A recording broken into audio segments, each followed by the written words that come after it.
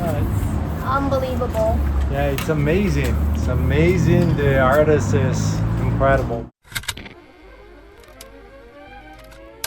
Welcome to 3 Books with Neil Pasricha, where each episode we uncover the 3 most formative books of an inspiring individual.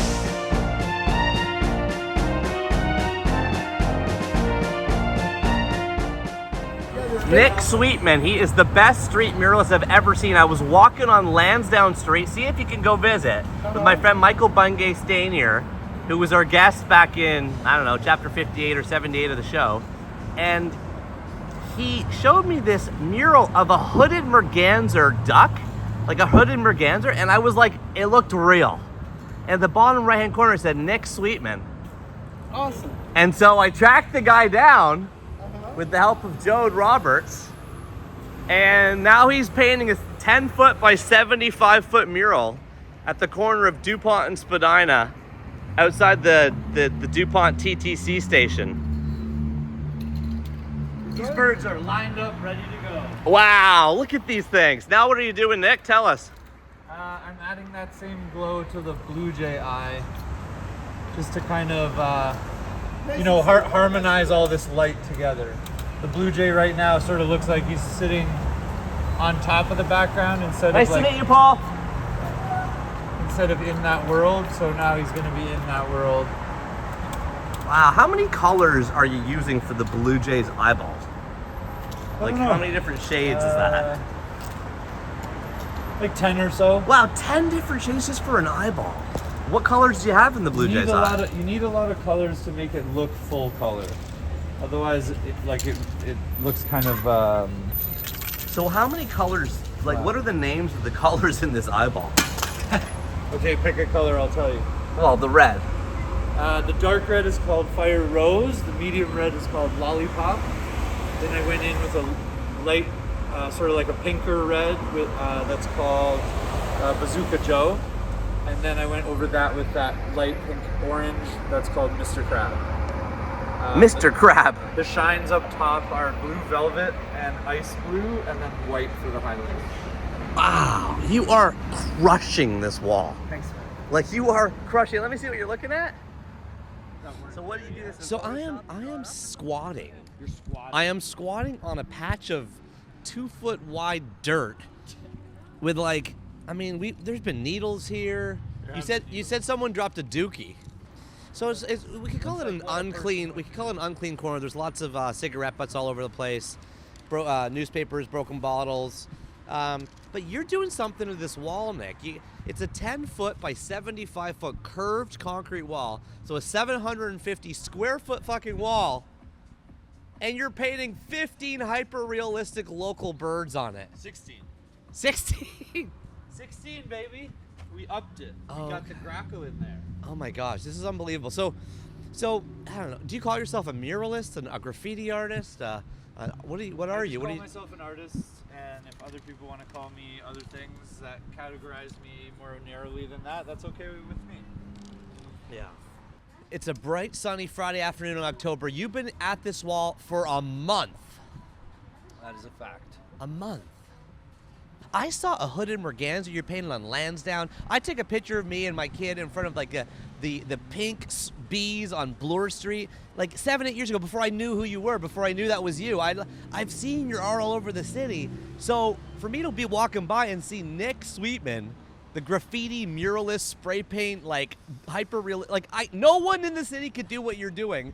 And there's a new 750 square foot wall featuring a black and white warbler, a blue jay, a white-breasted nuthatch, a cedar waxwing, a northern flicker. I'm looking above my head. A giant rose-breasted grosbeak, which by the way is my spark bird, a white-throated sparrow, a scarlet tanager, a ruby-throated hummingbird, a European starling, a red-tailed hawk. Now I'm standing up. A giant house finch. What's over there? A ruby-crowned kinglet. Way down there is a turkey vulture. Oh my God, the head of that thing is like speckled, is perfect. A Blackburnian warbler, which might be one of my favorite birds, and a common grackle. Man, people got to see this thing. It's at Dupont Station, at Dupont and Spadina in downtown Toronto. There's the Castle Loma Castle right above us. There's a Shoppers Drug Mart, a subway here. There's a bus going by. There's the subway running underneath us just north of Spadina Station. Man, this corner has been Like, there's people, look at the garbage right there. People just dump their bags of garbage here. There's pigeons there. There's shit everywhere. Human feces on the ground. Somebody left 3 cans of tuna and a little, like, I don't know what's in that cardboard box, but a little plastic bag, a little package for a cat or something. Hopefully for a cat. You know, it's funny when you are passing this little alcove, how little of it you really see unless you're really staring at it. I find, like, when I drive by, unless it's at night it's really lit up, and it's one of the only things lit up over here. But I find in the daytime, even though there's just the 2 trees, well, I guess 3, but it really is tucked in. So you got to be in your late 30s, right? Yep. You've been doing this. I'm actually turning 39 in 4 weeks. Okay. So you've been spray painting murals and graffiti and walls for how many years full time? 10 years. And so what? I get that you are now doing it as a vocation, as a profession, as a, like, this is like your job, which not many people can say. Right. But what drew you to doing this? Why do you do this? I started my art career in galleries, making paintings, you know, in a studio and hanging them in galleries, and you know, going to the gallery on the opening night, and you know, whatever, having wine with everybody and talking about my paintings, and the whole gallery world. It felt for me a bit disconnected from, like, regular people, and Yeah. I realized I don't want to make art. I come from, like, academic art, so I got my Master's of Fine Art from OCAD, Ontario College of Art and Design, And you went to an art in high Toronto, school, right? and I went to an art high school, but I in between In there, Toronto, public school, right, Etobicoke School of the Arts. I did an undergrad degree at University of Toronto. That was in semiotics and communication theory, with a minor in geography. And then I did my Master's of Fine Art after that. Wow. After okay. teaching English in Korea for 1 year. Oh my God. Yeah. Wow. It was awesome. Wow. So how does someone go from fine art to spray painting walls? I had already been spray painting walls since I was like 20. Like illegally? Illegally and legally, you know, doing some murals for people I knew and some rascal Were you stuff ever in at night. Were you ever in the tagging business? Yeah, I think I Your name started and out lights? for a couple of years. I was running around painting my name on things, and you know, biking up the next day to take pictures of it, and kind of feeling like, that's sort of like mediocre. What age? not What really age like did you what spray I- paint your first wall? What age? Take me into that scene. The first time I ever did a graffiti piece, I think was,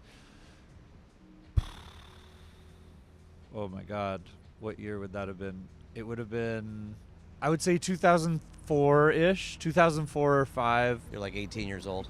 Yeah. It's unbelievable.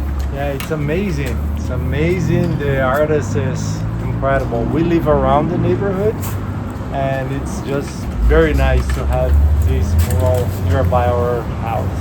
It's so pretty. So pretty. What do you notice? All the detail, like, it takes a lot of, like, it's hard to do all the detailing. Especially in the eyes. The eyes give a lot of, like, Now Canadian birds, it's very nice. The idea, the execution, amazing.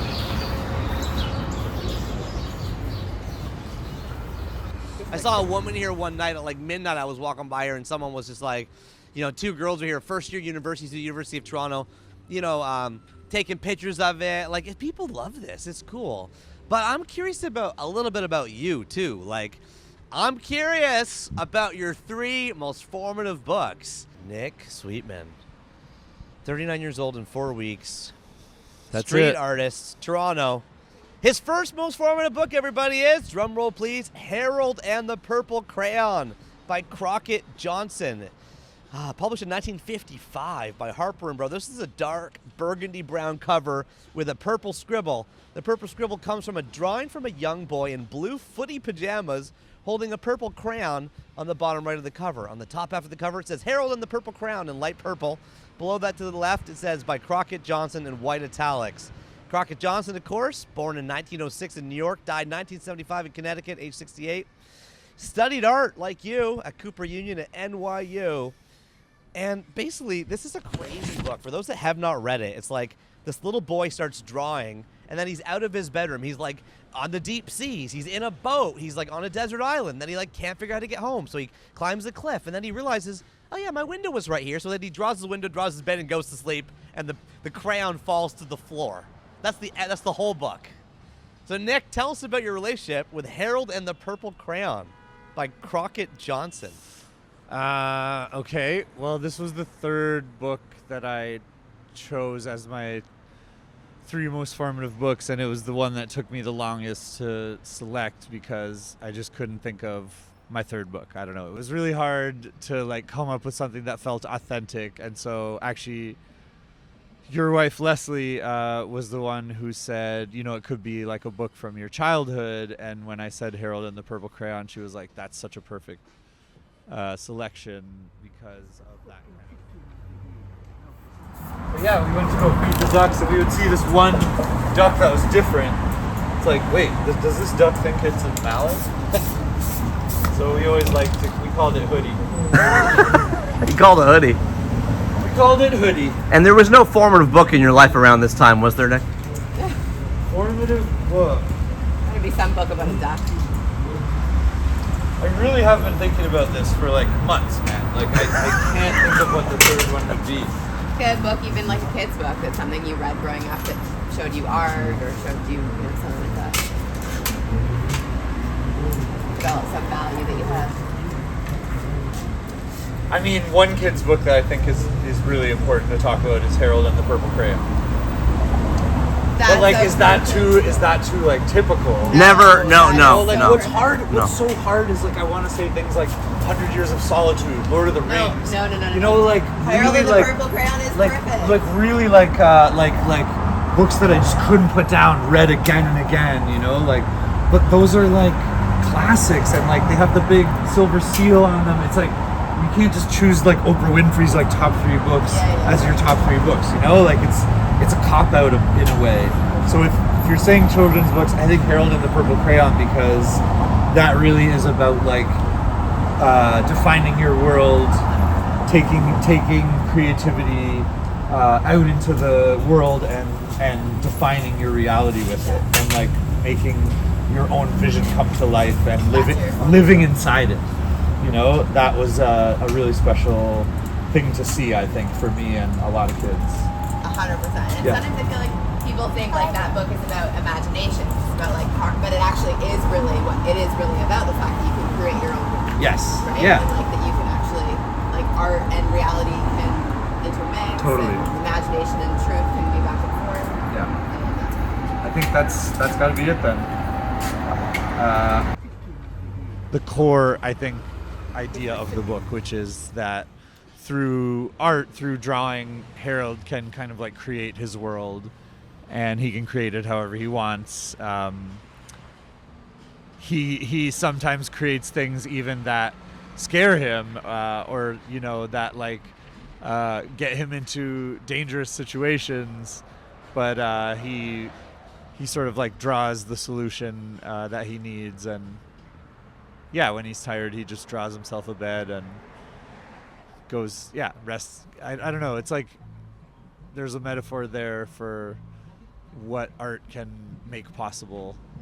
I think a lot of my favorite artists talk about art as sort of like a bridge to what's possible, like between like reality and sort of an imagined reality that maybe doesn't seem possible without seeing it in images. So, like, what's beauty? What's art? What can art make possible? I think like one of the things I like to do when I'm, for example, painting bees is showing somebody that creature large on a wall. That's a way that most people will never look at a bee.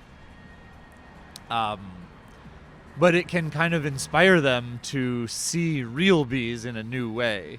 And just personally, since I started painting and researching bees, I look way more closely at bees myself, and they are actually bananas. When you see a bee that's not like a honeybee, not like a bumblebee, not like a bee you see all the time, one of these like green metallic ones, or, you know, one of these like tiny golden ones that's like smaller than you can possibly imagine. I don't know, it really like fills me with a different level of wonder that I think is like a really important thing for people to feel, and regular life doesn't really afford that many chances to feel that. So if I can create an opportunity for somebody to feel that, and maybe even change in a sort of lasting way their relationship with bees or whatever it is, foxes, I think that's like making something possible that, you know, only through that art was that person's relationship maybe going to change with that thing. When I approached you about doing this podcast, and I reached out to you once I saw your Hooded Merganser on Lansdowne, I started realizing how many pieces of art you've done around the city, and you've done the bee you're talking about, sweat bee, I think it's called. Yep. And you've done a whale shark. I have. Right? So my kids and I have been seeing that whale shark all over the place. That's you. Yep. So it's animals only that you do, or is it all animals? I'm really only interested in painting animals, and sort of like, you know, that's where I ground things, and then what I love to do is paint light. Animals sort of are the structure around which I do what I really enjoy, which is pushing color around and you know, expressing the beauty of light and the beauty of sort of my way of seeing reality, which is, I think, informed by a lot of different things, art that I'm inspired by. Well, what do you mean light? What do you mean painting light? What is drawing you to this light? I see the sun reflecting off the greenhouse domed Dupont Station behind you. We're in the speckly shadows right now with light coming through the trees. I see the shadow of a rock pigeon. Oh, actually, that was a hawk. I think that was a hawk that was whipping down the street right there. There's definitely some hawks that fly around here. Yeah, so I think it was a hawk that just went by, a red-tailed hawk. I see the shadow of that. I see light bouncing on your wall. In your birds, you've got, like, you're using 8, 9, 10 colors for the eyeballs. You've got, like, light reflecting up. You've got, like, you know, all kinds of light going off the feathers. But what is this? Open that up for me. I'm trying to paint light. Well, we see everything because light bounces off that thing into our eyes. And there are different ways that painters over the years have learned to trick our eyes into thinking it's seeing something that it's not. Like, a really obvious example would be like painting a shadow and a highlight on something so that it looks three-dimensional to the eye. I think what I really like to do is explore, you know, through a lot of the time through photography, how light can be like expressed in paint. You know, looking at the piece right here, how, for example, that right now that branch beside the blue jay looks a little bit flat. It's like really only a couple of medium to dark browns right now that are filling that silhouette. What I need to do is start adding lighter browns to that top side so that it will start to look a little bit more three-dimensional. It will look like there's a space at the top of that curves away from us, and thus light from above is hitting it. Wow. Right? So we have all these tricks that you and I, as viewers of art, just take for granted, that artists have learned to take advantage of because our eyes can be tricked, and so our brains can have this like crazy understanding of what we're seeing that actually isn't there. You know, it's like really not a blue jay, obviously, but because of the lights and darks, the patterns of lights and darks I've put on the wall with these cans, that's all you're going to see. You're never going to look at that wall and not see a blue jay. It almost like becomes more part of the background, you know? Now it's like, yeah, that light from below is like bouncing up into it. Wow. Now what color are you doing? It's called Pink Panther. Whoa. So you're picking up those pinks and purples from down here. Now I want to get a little bit warmer as I get lighter, which is one of my tricks for making that glow that you know from all my shit. So how do you do that? Well, to do a glow, you're basically moving from dark to light and getting smaller as you go inwards. So you go from like a dark blue to a slightly lighter blue to a slightly lighter blue to a slightly lighter blue to a slightly lighter blue until you're at white. And white's in the middle, right? Well, when you do a glow like I do, you're not only moving up in lightness, you're moving down the hue spectrum. So you're going lighter, but also closer to warm. So you're going from dark blue, which is that really dark color, to a slightly lighter purple, to a slightly lighter purple, to a slightly lighter pink. Okay, I can't believe this. This is amazing how deep you're, like, how much you look, how much you see out of that. Like, that's unbelievable. I read this book in as part of my master's thesis that was all about the biology of seeing, like how really like the brain and eye work together to produce vision. And I think vision, you need to understand vision as like those two things always working together. You are never seeing without your understanding coming into play. And that's like a pre-conscious thing that happens. Wow. Right? You could never we could never look at that object without our understanding of bicycles and vehicles for moving children around. You know, our culture will always speak to us through that object because of our understanding of. Does that make sense? Yeah. I didn't say that. I didn't. Well, the quite convey precognitive that idea as well of as I wished, vision but- being something that is a lens through which we filter the entire world without perception is amazing. And so to play with that and toy with that and to give people like any book, like Harold and the Purple Crown, the Purple Crown is transporting Harold from where he is to where he wants to be endlessly through like peril and intrigue and adventure, and then back in his bed and he goes to sleep. It's like, whoa, for what that can do to stimulate and provoke your imagination and what you do in your art. Like I can think of no better formative book. Like the line, the throughput to what you do now is so clear.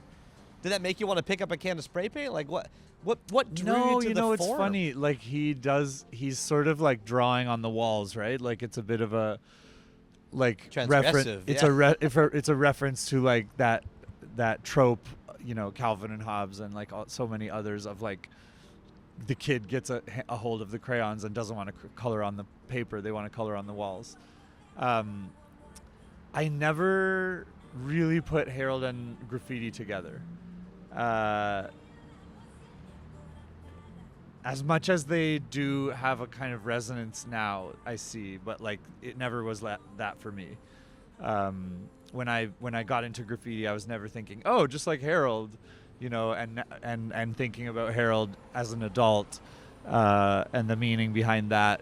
I never put it with graffiti, which to me was sort of like always sort of an act of defiance. Yeah. Like Harold to me isn't about defiance. He's about creation. Yeah. He's not about defiance. It's about creation. Harold I like isn't that. trying to reject a reality and use the crayon to select a new reality. Harold is given no reality. He starts with a blank page and starts from scratch. Like he builds everything from the ground up. I don't really see graffiti that way. Graffiti requires something to reject, to fight against. I think graffiti requires the city walls on which it is painted to, close in on the graffiti artists and make them feel like, I need to like act out against this this imposing force of like capitalism and whatever corporate messaging. Yeah.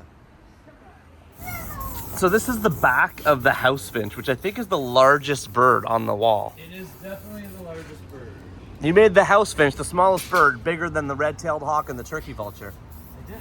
How did you decide to do that? What were you think? What was your goal? I don't know, when I was laying it out, it just looked good coming way up high like that. I thought, I don't want to do this small, I want it to be very prominent. What do you picture him saying? He's kind of like, hey, what's going on over here? Hey, what are you doing over there? He's Italian. Hey, what's going on over there? What the heck's going on over there? Yeah, oh God, please keep doing this. Tell me what the birds are saying. Yeah, this beak's fucking disgusting over here. Yeah, you disgust me too. That's the gross beak voice. Yeah, you fucking disgust me. What's the starling saying, Nick? I don't know. I'm not a performing monkey right now, Neil. Okay. So now we're going to a book that I think you read in high school, which is, it is The Day of the Triffids, Triffids by John Wyndham. The original cover of this book is insane. It's a giant, bright yellow book with a pen and ink drawing of like a Georgian European square with like a fountain and 3-4 story tall, like kind of mid 1800s buildings, and then but in the foreground is like an animal. It's almost like a tiny brachiosaurus made out of leaves. It's not an animal, actually. It's a plant. It's a plant. It's a plant. This book was published in 1951 by Michael Joseph Publishing, and basically it's a novel. Our second John Wyndham book ever on the top 1,000, by the way, number 975 on our countdown, is The Chrysalids, given to us in Chapter 10 by Ilan Mastai. Great book. That's a great book. So this is written by John Wyndham. He lived from 1903 to 1969 in England. Sorry, I'm going to get a little close to you. Yeah, I can move over. No, He's known for writing post-apocalyptic science fiction. And basically what happens is there's this interstellar event, like the equivalent of like a comet or like something going by. Everybody looks at it, but our protagonist is talking about how he's in a hospital getting eye surgery that day. And he's so sad and upset that he misses this thing. But then he takes the bandages off the next day, and everyone else in the world has gone blind. Because when looking at this thing, it makes you blind the next day. He's one of the very few people left on Earth that can see. And then it's this post-apocalyptic thing with these plants that have always existed. They start wandering around and like killing people. Right. So basically, one of the things you sort of have to accept in this book is that the Earth is populated by these plants called Triffids, which are carnivorous plants. They have a whip-like sting that they deploy to catch prey, and they essentially are these sightless dangers wherever they grow. And so humanity, sort of as they do with all things that are a danger to them, have sort of tamed them. And so the book starts in this world where humanity has realized, oh damn, these Triffids have a super valuable oil that they produce, and so they've made farms where they farm Triffids, they grow them, and those farms are really dangerous places to work because of the stings of these Triffids. So this guy, the main character, is working at a Triffid farm, and a juvenile Triffid stings his protective mask, and so some of the venom from the Triffid stings him in the eye, and so that's why he's in the hospital when this whatever astronomical event occurs that blinds everyone else in the world. And yeah, so the Triffids, once everyone is blinded, are suddenly no longer at a disadvantage in our world. Humanity can't avoid them anymore, and so they sort of take over society and prey on these blind humans that are everywhere, trying to live their lives without sight for the first time ever. Okay, this is a crazy book. I It's mean, a crazy book. It's a 75-year-old, It's a post-apocalyptic, like scary as hell. yeah. And you're in high school, you're reading this, so how was this thing formative to you? Well, I think what it really showed me was literature could be really wild and wacky. This, to me, is sort of like a precursor to the zombie genre. Yeah. It's like, you know, You're outlining something the happens ruby-throated to hummingbird's tail with the- purple as you do this. It's the amazing. yeah, I'm punching some color into this background because this was all raw concrete, and so it's a little bit thin. In some places, the color just looks like not as robust. So I'm just trying to robustify it. Got to robustify wherever you can. I need one more color, so maybe think go of get a really nice wordy question starting right now. Okay. Well, wait, I still want to... So, I get why the book is like a big deal to you, the zombie genre. I still want to hear more about how it was shaping you. Like, you're a high school kid, you're reading this for fun. This isn't an assigned book, right? Right. This is like a fun book. So, Nick, the high school student, is picking up John Wyndham on the side. Because you were probably assigned the chrysalids or something. Yes. Why was it why formative? Why how did this change you, shape you, affect you, change your mind about what did this do for you? I think it just was sort of outside of the normal literature that I thought. So you you're know? like, books can do this. It Books was like, can do this. Yeah. It was when I reread it later in life, like after high school, I can't remember when, probably in university. When I reread it, I realized, oh, it really is like a beautifully written sort of piece about almost morality. Like, I think the main character's sense of duty to his fellow man is very strong in the beginning of the story. yeah. And Do you think we have obligations to others? Like, Yes. isn't that what society is? Isn't that what community is? I think we absolutely do. I think those people who have a duty to the people who do not have. And in general, I think society largely fails to look after the people who don't have, because most people don't think it's their problem to look after anyone but themselves.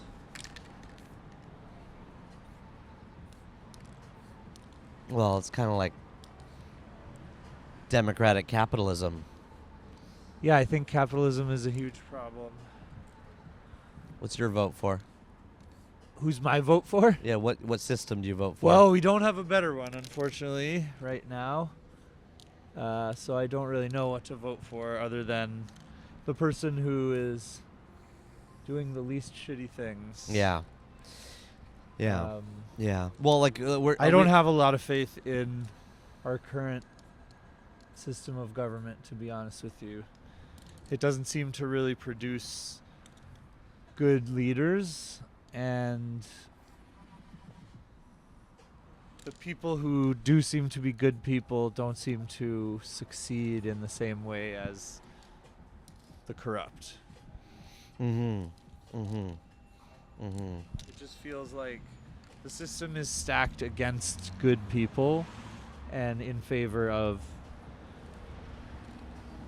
those willing to uphold the status quo, Yeah. maintain corporate power, and just like destruction of the environment. Mhm. And it's that capitalistic power that also is, I'm assuming, in a lot of senses, paying for your livelihood. Like you get Yeah, corporations that's- are what buys your murals most, That's right? that's one really difficult thing for me ethically about what I do is the fact that, like, without, TD Bank, there would be no Bump Festival. Bump Festival was what saved me this summer, got me out of the debt that I was in. It was a really great experience. It was a chance to see Calgary and paint a huge mural about climate change, but it was funded by TD Bank, and TD Bank has all kinds of investments in the oil and gas sector, and probably in countries that we're going to war with. Who They knows? just got busted actually for Yeah, exactly. doing all this Colombian drug funneling through the U.S. They got a huge $1 billion Yeah, so fine, there you go. and yeah, TD's fucked. yeah. TD are horrible. Yeah, we take your money. We'll take But their money. I have to get the paychecks that come my Yeah, way. You know, yeah, it's like, yeah. would I want to paint a mural on a fucking like oil field to make that oil field look better to the community? Hell no. Would I want to like greenwash some corporation with my art? No. But I guess that's sort of like arguably in some ways what I am already doing, by like making the Bump Festival look good. You could argue making Bump look good is making TD look good, is supporting the status quo. I don't know. It's a really hard thing. Yeah. Well, the fact that you're willing to let your mind go there and hang out there and kind of weigh these moral back and forths is in some sense, a big reflection of this book. I mean, that's quite a pull from this book. You're thinking about it in a lot of different perspectives. I mean, one thing that's cool about Day of the Triffids is, and I think the zombie genre really gets away with not doing this because it's so much more fun to have all the characters die at the end of a zombie movie than it is to go, okay, so how are we going to move forward and like live as a society? And Day of the Triffids really tries to answer that. It goes, and I don't want to spoil it for anyone who's going to read it, but they try and establish a way of life that is protected from the Triffids and allows them to, still have a sense of community altogether. And I don't remember where I was going. Well, this is interesting to me because, like, humans are the king of the planet right now. Like, there was 100 million of us 100 years ago. Now there's 9 billion of us. Like, we took over. We eat other things. We kill other things. Right. We rule the planet. Like, we eat other things for breakfast, literally. Like, we are the bosses here. We took over. I think what you're describing is the most problematic attitude that humanity has. Right. And then your book, The Day of the Triffids, and your next book, which is even more goes down this path, which This is is a really good segue. I'm seeing where you're going here, and bravo. which is a nonfiction book, The World Without Us by Alan Wiseman, W-E-I-S-M-A-N. This is a masterclass in segues, guys. That was a absolute masterclass in segues. 2007, St. Martin's. That's a white background. There's a city skyline. I got New York City here. It's like the Empire State Building, but in the foreground are like deer, broken concrete, broken buildings, grass growing out of the sidewalks. It's like called The World Without Us. Basically, this journalist took a look at like what would happen to the Earth if humans suddenly disappeared. Follow us on a 304.2 social sciences, sociology, anthropology, social behavior, human ecology. Like, what would happen to the Earth if humans suddenly disappeared? Drawing on the expertise of engineers, atmospheric scientists, art conservationists, zoologists, oil refiners, marine biologists, astrophysicists, religious leaders, paleontologists. My favorite nonfiction book ever. Why are you so drawn to the idea of, like, what would happen to the world without us? It gives me hope that the damage we're doing is not permanent. I know that lots of things are permanent. If you've read the book, you know that lots of changes that we've made to the planet will be around for thousands of years. Plastics, like millions. Plastics, millions, yeah. Nuclear waste in the millions. Our radio signals will be like traveling outside the planet for a super long time. I think that's the longest. But yeah, nuclear waste and plastic are the two big things that we've really added to the planet that are not going to go anywhere anytime soon. And there's a lot of stuff we've added has killed a lot of things too. Yeah. So I don't know if you said you didn't read it? I have read the whole book. Yeah. You've read it. Love Okay. it. Amazing. So that chapter on storing nuclear waste, how our solution is basically dig a giant hole and then lock it up and put every language on Earth. Never open this. Yeah, that's the solution. That's what we got to, yeah. And when we fill that up, we make another one. That's our fucking solution to like a major environmental like hazard. Oh my God, that That chapter we've created. That chapter hit me hard. You know, and we're making more nuclear power all the time. Nuclear capacity is increasing all over the planet, and all of those reactors are creating nuclear waste every day that is going to have to go somewhere. And that's just one chapter. Like the book is chapter by chapter by chapter. Like you're drawing a mural here of local birds. So like the two chapters on birds. Like just the idea that the domestic cat has it's a new thing. 1 in 3 families now have a domestic cat. 50 years ago, no one had one. That's another one of the and it kills irreparable changes we've made in the world. It kills 290 million birds per year just in rural Wisconsin. Crazy. Just in one half of one state where they've checked it. Yeah. Like, this has become a really widely known fact since I started reading or first read this book. Well, 2007, yeah. 15 years. Now everyone knows. Now, But people now still have everybody cats. knows this. They yeah. let their cats but out. I was one of the first people in my circles saying, cats are murderers, you guys. Cats are murderers. They are beautiful, intelligent, fascinating animals. They are murderers. They're domestic, killing wild. They are. That's the big thing. They love to kill. The fact is, we used weasels to protect our crops before we used cats. And we switched to cats because cats are more enthusiastic about killing. They will kill way after they're hungry. They just want to kill. Well, and that's the thing. That's what makes them way better for protecting the crops. In Canada, I looked it up. They kill 100 million songbirds a year just in Canada. 100 million songbirds a year. We've brought cats to every part of the globe where the reptiles, rodents, and small birds have never evolved next to cats. They have never faced a predator this small and agile and thirsty for death. And they show that the domestic cats are the same species as jungle cats. Yeah. They're the same species. You got a ruby-throated hummingbird.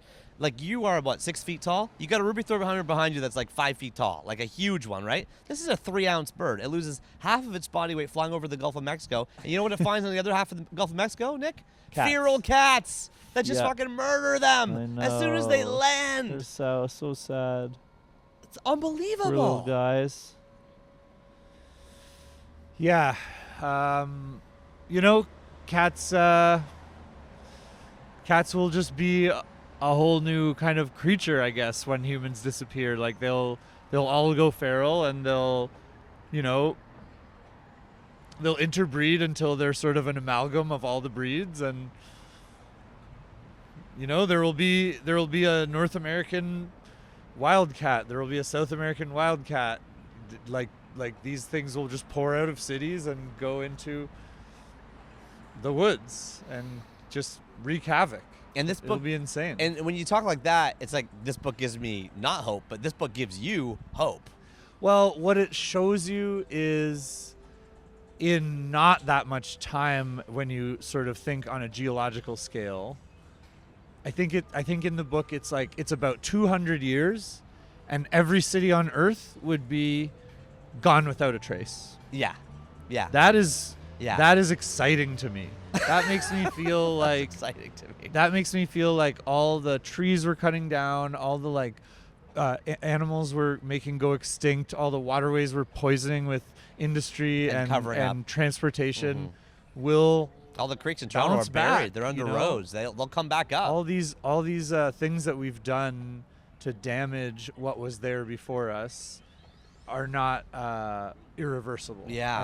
Are not like or whatever, this death of things. It's just sort of like a reorganizing of things, a reshuffling of certain things. Well, geological timescale is kind of a hard place for most people to live. Our lives are 30,000 days long. They feel very long. Obviously, they're very short. Yet, if you put humans back to back 100 years after 100 years, our species has only really evolved for whatever it is, 100 lifetimes or something. All of modern antiquity is only something like 60 to 100 lifetimes old. If you multiply by 100 years to 100 years, that's crazy. 6,000 years ago to 10,000 years ago. And our species in general is only 300,000 years old. Birds, there's birds that are 90 million. Owls are 90 million years old. There's loons that are 100 million years old. Yep. There's birds that are dinosaurs. They are dinosaurs. Yep. Loons don't even have hollow bones because their bones have not evolved to be hollow yet. I did know that the loon is the oldest bird on Earth. They take a quarter mile of water to take off. Unchanged the longest. And you know what kills loons, by the way?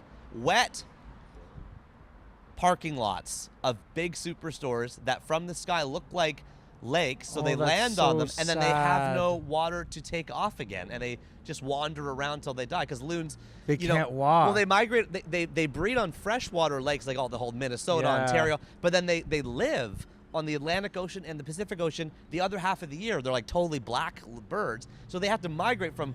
So they go from like here to New Jersey, and you got to Wow. make a flight. You know how many miles you pass? You land, you can't get back up again. They say if you ever see a loon walking around, transport it to water Yeah, because it can't get to water. It Right. needs water to take off. that's really tough. And we're gonna, like I said, we're gonna. If you're not watching this on YouTube, go to YouTube, 3 books, Nick Sweetman, Neil Pasricha, and we're gonna put a time lapse video of him drawing this thing because it's the visual that's really crazy. But to talk to the muralist behind it and get his formative books is really eye-opening. I read this book. I love this book. I got a dog ear. I got flapped. I got papers everywhere. I mean, look, I want to tell you about this.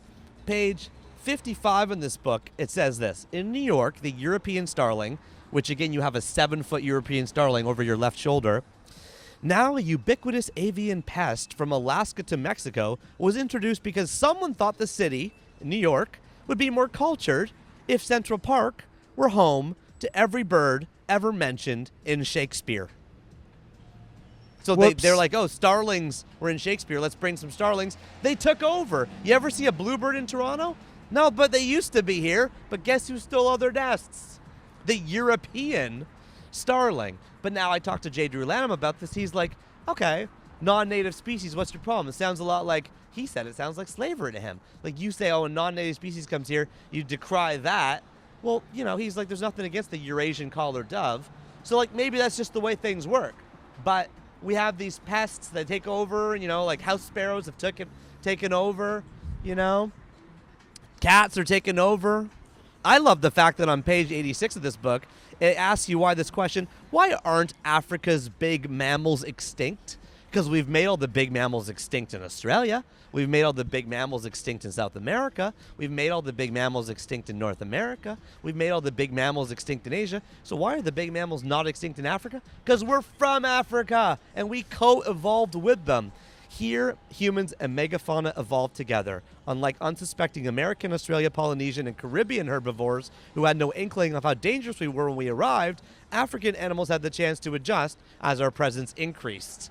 So that's why big game only exists in Africa still, because they got used to us. We didn't just show up on rafts and kill it all. Another answer to that question is big game in Africa produce a ton of wealth for the countries that have been able to preserve their habitat. It's a business My now. sister lives in Tanzania, and her husband is Maasai, and they've told me that basically the reason there are so many national parks in Tanzania is there are so many wealthy people that want to come and shoot these animals and also look at them. But You mean hunting them is still a they thing? make a Like ton for of money selling hunting licenses for Big game? big game. And That's so it's actually the killing of big game in a controlled manner that it makes it possible for us to still see giraffes and animals, or giraffes and lions and elephants in Hippos these and game rhinos preserves, and, yeah. because part of the game preserve is set up for hunting and part of the game preserve is set up for viewing animals. And so, you know, is it awful that these beautiful animals are still being, you know, shot by snipers in a totally legal way? Yes, of course. And it's horrible too how many indigenous tribes are being kicked off their land by the government so that rich sheiks can come and just shoot whatever animals they want. It's like disgusting.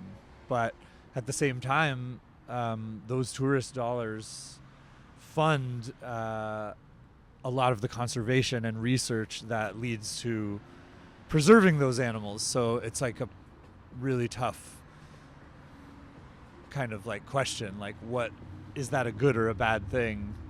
I think as long as it's done in a controlled way and we don't lose those species, you know, I guess that's the way. But we are losing species. But That's we the are thing. losing species. You know, there's 11,000 species of birds. We've lost like 100 of them already. Yeah. We shot the passenger pigeon to death just out of the sky and ate it. Sorry, bud. You know, into the Sorry about that 1920s, one. 30s. You know, we're just murdering. We're cats. We're the the worst. We're the domestic Humans cats. are the worst.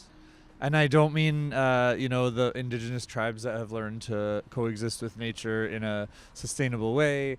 I don't mean all the amazing, new technologies and cultures that are developing to deal with the situations that we're in. But for the most part, I think people don't really live in a sustainable way. If you look at history, one of the books I didn't select, but A Short History of Progress is a great one. Oh, I love that book. Yeah, and what they talk about in there is like, really, humans have never lived within our limits. Mesopotamia was like a beautiful, rich, what's now Afghanistan was this beautiful, rich jungle, and we cut all the fucking trees down, and then the river brought all the like silt, and we couldn't grow things anymore. I don't remember exactly how it all happened, but we basically like we don't listen to the Earth's carrying capacity ever. We never have. To that point, on page 185 of this book, it says that we have taken over 3% of the Earth for where we live, like towns, cities, and stuff. That's 3% of the land. But we've cultivated 12% of the land. Like, we've 4 times the space of where we live. We've also taken over just to like make things. So 12% of the total landmass. That's a lot. Keep talking. That's a lot. This is partly why I love that you've painted this on like a concrete jungle. Like you're painting this somewhere where there isn't much nature around, yet all these birds are seen within the vicinity. You know what I mean? Like, yeah, I think if I can change anything about people's understanding of their place in the world, it would be just because we're in a city doesn't mean we're not in the environment. The environment is the word that we use to mean things other than what we built, but everything that exists is part of the environment. Like, this pavement is part of the environment. You wouldn't believe how many things come fucking running out of the wall when you start spray painting a wall. Really? All over the place. What? Things live in these little holes. Things live in the cracks. Things live in the like underbrush at the base of the wall. I feel bad. Like, sometimes a spider will walk by and it's clear. I just like doused him in color. Oh no. And I just have to kill those spiders because they're not gonna clean themselves. That toxic, paint is all over them. I feel bad a lot of the time. Sometimes, a big nice spider just has a horrible end because I'm painting this wall. A parking lot has wildlife in it. It has caterpillars or butterflies or weird beetles or potato bugs. A potato bug is a crustacean. Did you know there's a crustacean walking around your parking lot? I just think when people are given a chance, and it has to be a chance that they give themselves, but also an opportunity that's maybe presented to them by someone else. When they give themselves a chance to become fascinated by the local nature around them, there is really you can have that sense of wonder that you get looking at elephants, giraffes, jungles, whales. I think it really is spectacular.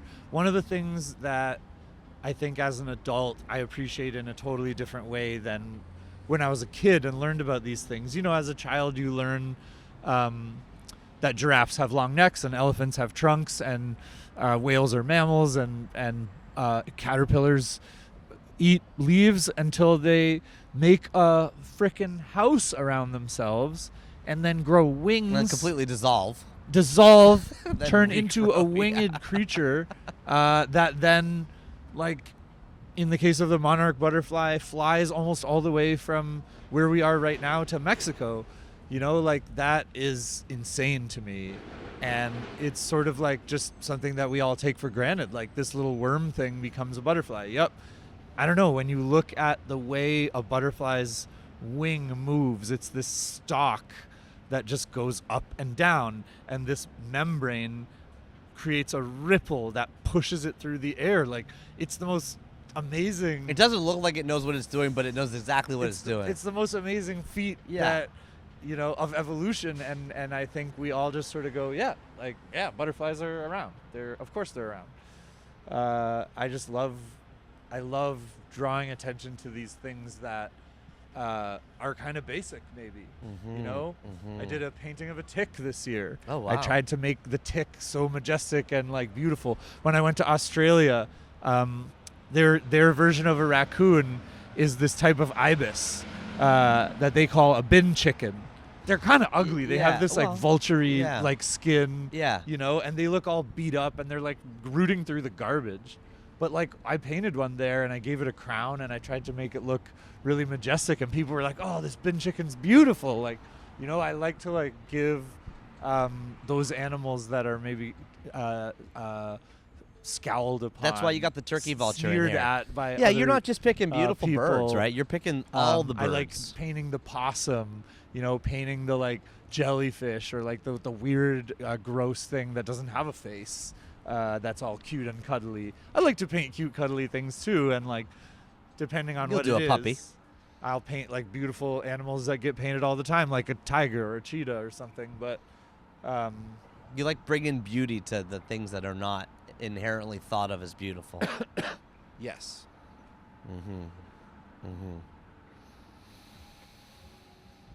What do you think of this painting, man? This is the painter right here. Yeah. Yeah, you've been watching? Come say something on the Okay. microphone. We're talking right now. Give us your view. This guy has a sick fit on right now. What's this outfit? It's like a cheetah. It's like a cheetah outfit, like a purple cheetah. Damn. This is Nick Sweetman. He's made of this. Respect. Good to meet you. Nice to meet you. We're on a podcast called $3. I'm interviewing about what books changed his life. What do you think of the wall? Man, it's amazing. I mean, we went from blah and blank Yeah. to like now it looks like somebody lives there, Yep. We live here. But someone lives there. Birds live here. There's no pigeons anymore. The birds are scared them off.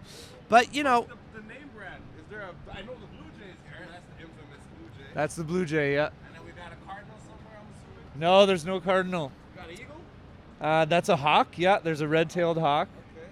Yep. Yeah, some of the guys I don't know, but tell me which one. Give us.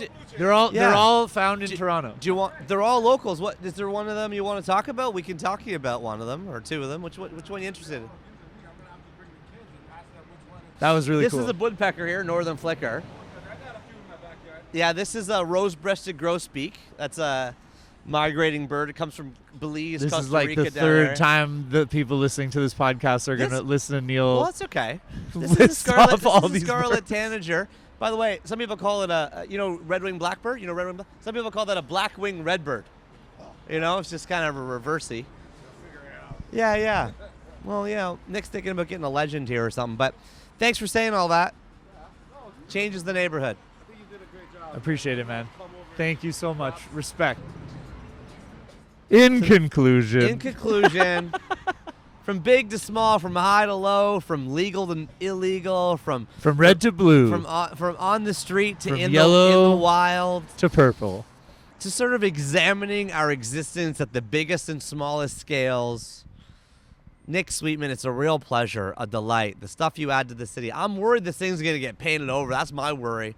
What if someone comes and tags it? Then what happens? I don't think it's going to get tagged, but as with anything, it could be ruined tomorrow. Well, this is the thing about the world without us, nothing lasts. Nothing lasts. This is a bit of a tribute to impermanence. This art form is ephemeral. Yeah. Mural art is sort of it sort of plays this game of being permanent. Like murals are always sort of like, oh yeah, we're gonna like put this mural up and then it'll be there forever. No, murals are just like any other thing, painting on a wall. They're subject to the elements and the building falling down or getting destroyed or other people painting over it. We can hope. I think it'll last a long time. I think it'll last a long time. Nick Sweetman, a joy, a pleasure. The delight, the vibrancy, the art you bring to the city, to the world. Thank you so much for coming on $3. It's been a real pleasure. If I can quote one of the leaves on this wall, thanks, Neil P. Thank you.